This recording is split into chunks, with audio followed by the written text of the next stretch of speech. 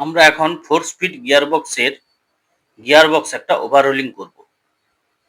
আমরা ব্যাক গিয়ারের হাউজিংটা খুললাম। এখন মেন শ্যাফট এবং কাউন্টার শ্যাফটের পুরো হাউজিংটা খুলে আমরা ভেতরে কি আছে সেটা দেখাবো।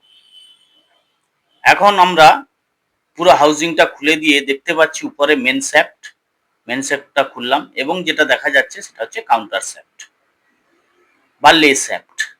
এখন আমরা এই মেন শ্যাফটের সিঙ্ক্রোনাস গিয়ারবক্সের মেন শ্যাফটটাকে ডিসমেন্টেলিং করব। এটা যেটা খুললাম সেটা হচ্ছে ক্লাস শ্যাফট। গিয়ারবক্সের আমাদের ক্লাস শ্যাফট, মেন শ্যাফট এবং লে শ্যাফট এই তিনটে শ্যাফট রয়েছে এবং সিঙ্ক্রোনাস গিয়ারবক্সের প্রত্যেকটা সিঙ্ক্রোনাইজার ডিভাইস এবং সিঙ্ক্রোনাসগুলোকে আমরা গিয়ারগুলোকে খুলে ফেলছি। খুলে ফেলার পরে মেন শ্যাফট থেকে পুরো আলাদা করে ফেললাম।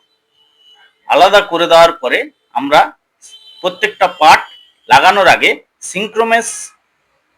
সিঙ্ক্রোনাইজার রিংটা কিভাবে লাগাবো সেটা একটু দেখে নিব। সিঙ্ক্রোনাইজার রিংয়ের এই লকগুলোকে লাগানো হচ্ছে। লকগুলো লাগানোর পরে সিঙ্ক্রোনাইজার লকের যে স্প্রিংটা রয়েছে সেই স্প্রিংটা আমরা লাগিয়ে নিলাম।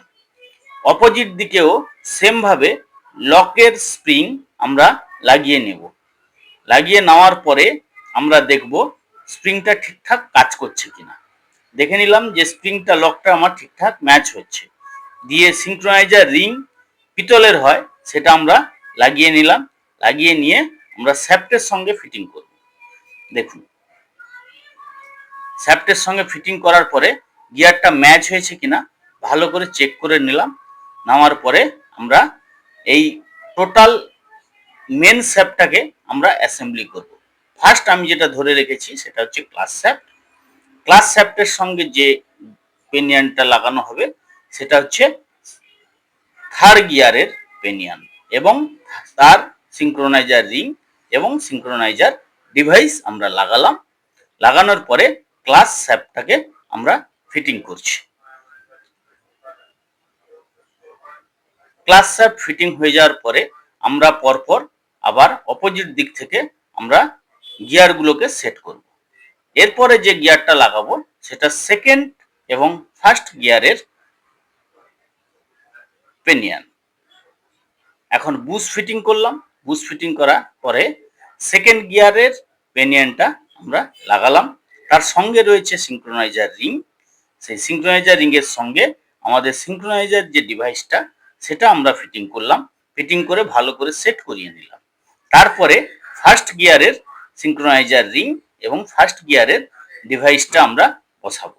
তার আগে আমরা বসিয়ে নিলাম বুশ এবং একটা রোলার বিয়ারিং। রোলার বিয়ারিংটা লাগানোর পরে আমরা ফার্স্ট গিয়ারের যে গিয়ারটা সেটা আমরা বসিয়ে নিলাম। বসিয়ে নেওয়ার পরে ভালো করে ম্যাচ হচ্ছে কিনা দেখলাম। তারপরে ডিস্টেন্স পিস একটা লাগাবো। লাগানো হয়ে গেলে আমরা বল বিয়ারিং লাগিয়ে নিলাম। লাগিয়ে নেওয়ার পরে আমরা টোটাল কমপ্লিট হয়ে গেল আমাদের মেন শ্যাফট এবং এটা ব্যাক গিয়ারের জন্য আমাদের এই গিয়ারটা লাগানো হয়। এটা লাগিয়ে আমরা এটাকে বসিয়ে নেব গিয়ার বক্সের হাউজিং এর সঙ্গে। গিয়ার বক্সের যে হাউজিং রয়েছে হাউজিং এ বসিয়ে নিয়ে আমরা গিয়ার শিফটিং করছি। এটা হচ্ছে আমাদের ফার্স্ট গিয়ার। আমরা ডকটাকে সরিয়ে ফার্স্ট গিয়ারটা চেক করছি।